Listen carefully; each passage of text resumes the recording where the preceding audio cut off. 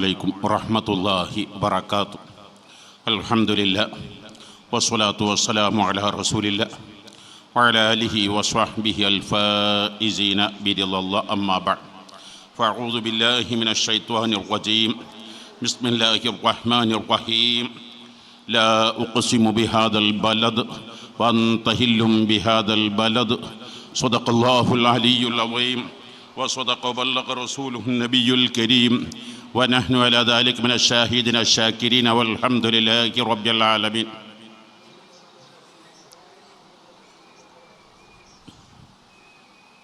ദക്ഷിണേന്ത്യയിലെ അത്യുന്നത തീർത്ഥാടന കേന്ദ്രങ്ങളിൽ ഏറ്റവും മഹത്തായ ഉള്ളാൾ ദർഗാ ഷരീഫ് മഹല്ലത്ത് ഉൾപ്പെടെ കർണാടകയിലെ 300-ലേറെ മഹല്ലത്തുകളിൽ ഖാളി,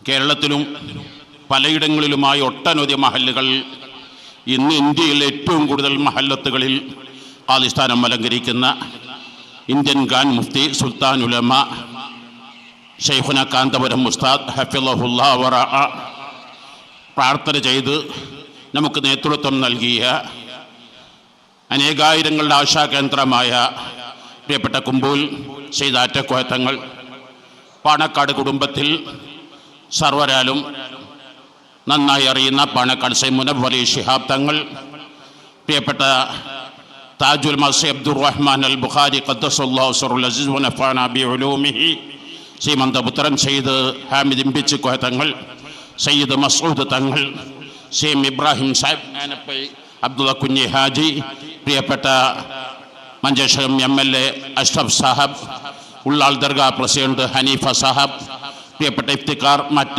മറ്റ് വേദിയിൽ ഉപവിഷ്ടരായ മഹൽ വ്യക്തിത്വങ്ങൾ, കർണാടക മുഖ്യമന്ത്രി സ്ഥലത്തെത്തിക്കഴിഞ്ഞു.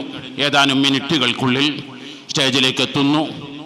ഉള്ളാൾ ദർഗാ ഷരീഫ് മതസൗഹാർദ്ദത്തിൻ്റെയും സാഹോദര്യത്തിൻ്റെയും ഒത്തൊരുമയുടെയും കൂട്ടായ്മയുടെയും പ്രതീകമാണ്, ചിഹ്നമാണ്. ഇതൊരു പവർ സ്റ്റേഷനാണ്. ഈ പവർ സ്റ്റേഷനിൽ നിന്ന് പതിനായിരങ്ങൾക്ക്, ലക്ഷങ്ങൾക്ക് ആത്മീയ പ്രഭ വിതറുന്നു, മനസ്സമാധാനം പ്രസരണം ചെയ്യുന്നു, മതസൗഹാർദ്ദം പ്രചരിപ്പിക്കുന്നു. ഇവിടെ കൂടിയ പതിനായിരങ്ങളിൽ, പരിസരങ്ങളിൽ ഈ ശബ്ദം ശ്രവിക്കുന്നവരിൽ അനേക മതസ്ഥരുണ്ട്, അനേക ജാതിയുണ്ട്, വിഭാഗമുണ്ട്. പക്ഷേ ഇവിടെ ഒരു കക്ഷിത്വവുമില്ല, വിഭാഗ്യതയുമില്ല. ഇന്ത്യ എന്ന മഹത്തായ രാജ്യം ഈ കൈപ്പത്തിയുടെ 5 വിരലുകൾ പോലെ, ഈ കൈപ്പത്തിയുടെ 5 വിരലുകൾ 5 രൂപത്തിലും 5 വലുപ്പത്തിലും ആകൃതിയിലുമാണ്. പക്ഷേ ഏതെങ്കിലും ഒന്ന് ഈ ചെറുവിരൽ മാറ്റി നിർത്തി ഈ 4 വിരലുകൾ സംഘടിച്ചാൽ ഇത് പൂർണ്ണമാവുന്നില്ല, മറിച്ച് ഇത് ദുർബലമാവുകയാണ് ചെയ്യുന്നത്. അതേ സ്ഥാനത്ത് ഇതുകൂടി ചേരുമ്പോഴാണ് ഇവിടെ ഈ കൈ ശക്തി ആർജിക്കുന്നത്. എന്ന പോലെ തന്നെ ഇന്ത്യയിലെ എല്ലാ വിഭാഗം ആളുകളും ഒത്തൊരുമിക്കണമെന്ന സന്ദേശമാണ് ഈ ദർഗാ ഉറൂസ് നൽകുന്ന ഏറ്റവും വലിയ സന്ദേശം.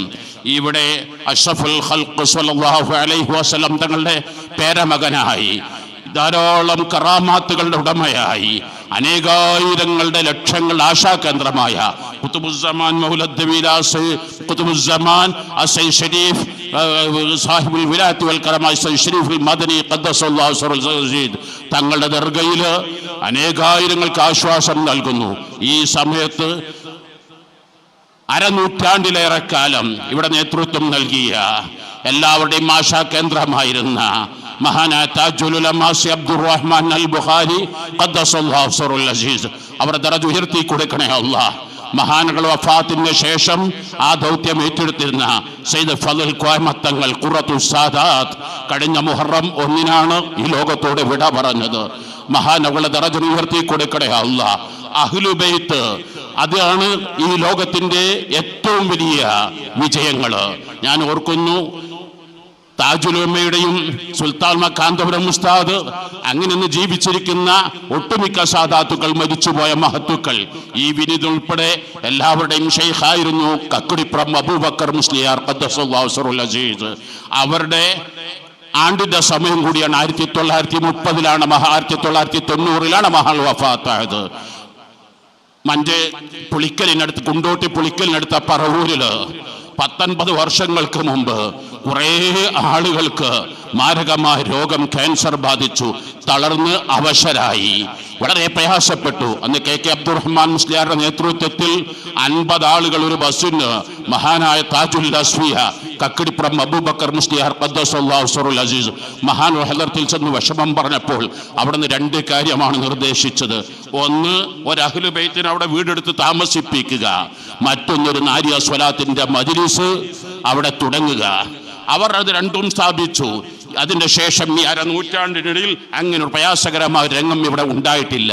ഇത് ഖുർആന്റെ പ്രഖ്യാപനമാണ്. നബിയെ തങ്ങൾ ഒരിടത്തുണ്ടോ ആ സമൂഹത്തെ അള്ളാഹു ശിക്ഷിക്കില്ല.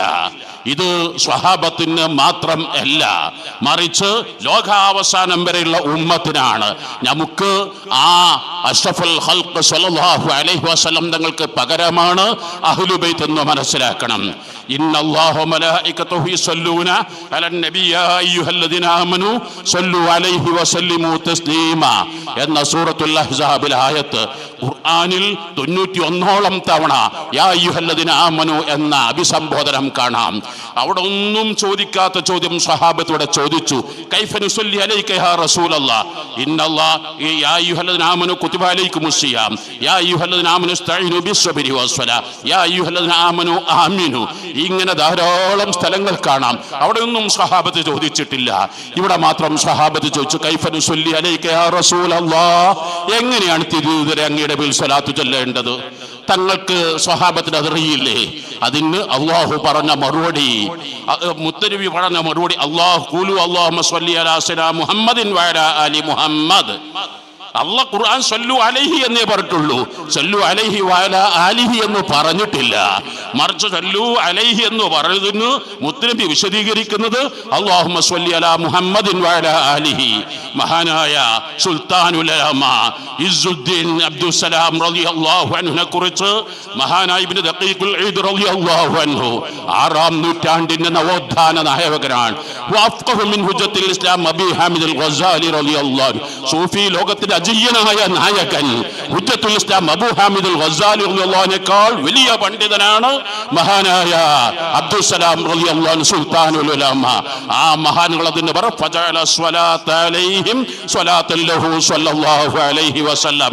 അഷ്റഫുൽ ഖൽഖ് സ്വല്ലല്ലാഹു അലൈഹി വസല്ലം കുടുംബത്തിന് സ്വലാത്ത് ചൊല്ലുക എന്നത് അവിടത്തേക്ക് ചൊല്ലുന്ന സ്വലാത്താണ്. ആയതുകൊണ്ടാണ് അല്ലാഹുമ്മ സ്വല്ലു അലൈഹി വഅലാ ആലിഹി എന്ന് പറയാതെ സ്വല്ലു അലൈഹി വസല്ലിമു എന്ന് പറഞ്ഞു. അപ്പൊ അൽഹംദുലില്ലാഹ് ഇവിടെ വഫാത്തായി കിടക്കുന്നത് മഹാനായ താജുൽ മഹാനായ ഖുതുബുസ്സമാൻ സയ്യിദ് മുഹമ്മദ് സയ്യിദ് സാഹിബുൽ വിലായത്ത് വൽ കറാമത്ത് ശരീഫുൽ മദനി റളിയല്ലാഹു അൻഹു. ഇവിടെ അരനൂറ്റാണ്ടിലേറെ കാലം നേതൃത്വം നൽകിയത് മഹാനായ താജുൽ ഉലമയാണ്.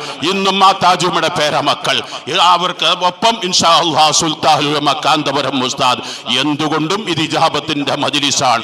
അർഹമുർ റഹീമായ അല്ലാഹ് ഞങ്ങൾ ഓരോരുത്തരും ശാരീരിക മാനസിക പൈശാചിക അസുഖങ്ങളിൽ ശിഫയാക്കണേ അല്ലാഹ്. പൂർണ്ണ ുള്ള ദീർഘായുസ്സിനി നൽകണേ അല്ലാഹ്. ഞങ്ങളുടെ രാജ്യത്ത് എല്ലാവിധ വൈദേശികാക്രമങ്ങളിൽ നിന്നും ആഭ്യന്തര ലഹളകളിൽ നിന്നും ഞങ്ങളെ നീ കാത്ത് രക്ഷിക്കണേ അല്ലാഹ്.